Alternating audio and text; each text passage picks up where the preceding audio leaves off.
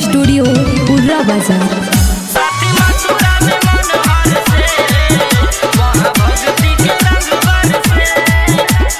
DJ अरमान, DJ अरमान, DJ साथी मथुरा में मनोहर से वहाँ भक्ति के रंग बरसे, वहाँ भक्ति के रंग बरसे।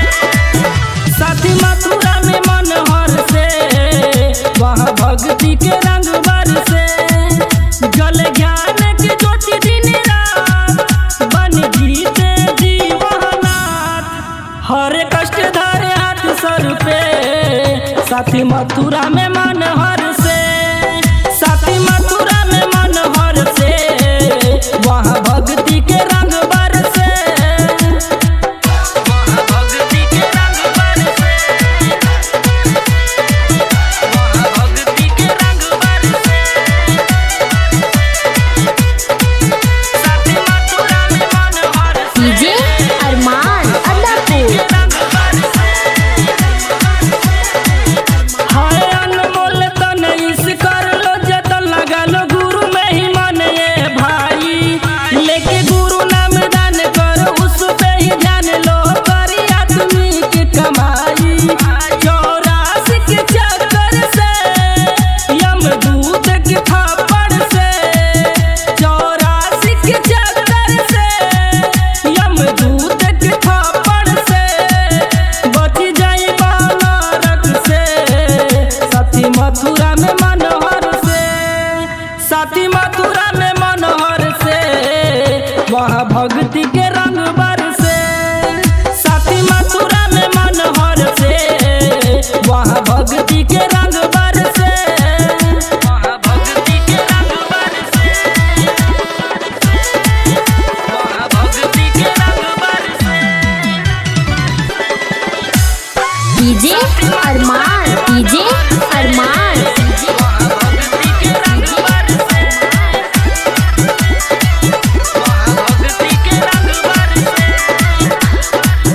पाप करना छोड़ो नाता जीवों से जोड़ो करो सब जीवों की रक्षा। जानी उनको सताना दिल न किसी का दुखाना हम सभी हैं वो ईश्वर के बच्चा। पाप करना छोड़ो नाता जीवों से जोड़ो करो सब जीवों की रक्षा। जानी उनको सताना दिल न किसी का दुखाना हम सभी हैं वो ईश्वर के बच्चा।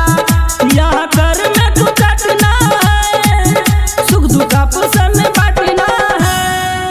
सभे आया वही निज घर से साथी मथुरा में मनोहर से, साथी मथुरा में मनोहर से वहाँ भक्ति के रंग बरसे, वहाँ भक्ति के रंग बरसे,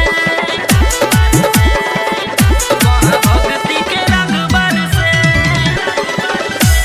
डीजे अरमान, डीजे अरमान, वहाँ भक्ति के रंग बरसे,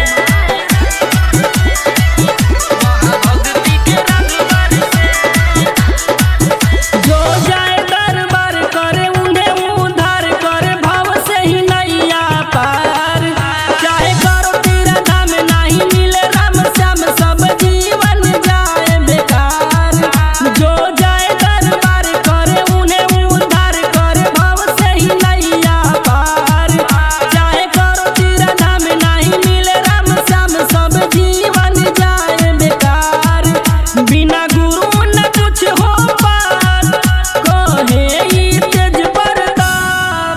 सब तर मथुरा दर से साथी मथुरा में मनोहर